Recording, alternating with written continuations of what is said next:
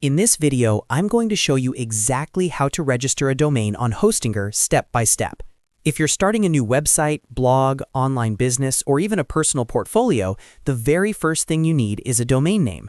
Your domain is your website's address on the internet, and registering it correctly is an important first step. The good news is that Hostinger makes this process very simple, and in just a few minutes you can secure your own domain name. I'll walk you through the entire process, from logging in, searching for your domain, purchasing it, and finishing the registration. And if you find this tutorial helpful, make sure to hit the like button and subscribe to the channel for more simple website and software tutorials just like this. Now, let's get started. First, go ahead and log in to your Hostinger account. Once you are logged in, you'll arrive at the Hostinger dashboard where you can manage your hosting, websites, and domains. On the left side of the screen, you'll see a navigation menu with several options. Look for the section called Domains.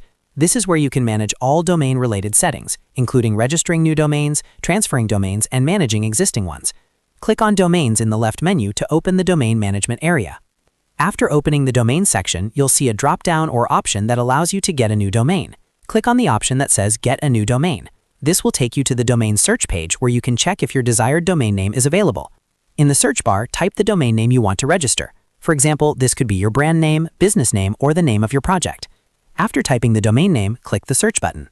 Hostinger will now check the availability of that domain across different domain extensions like .com, .net, .org, and many others. If the domain is available, you'll see it listed along with the price. If your first choice is not available, Hostinger will also suggest alternative domain names and extensions you can consider. Once you find the domain you want to register, click the Add to Cart button next to that domain. This will add the domain to your cart so you can continue with the registration process. After adding the domain to your cart, Hostinger will take you to the checkout page. Here, you'll be able to choose the registration period for your domain. Typically, you can register a domain for 1 year, 2 years, or even longer depending on the domain extension.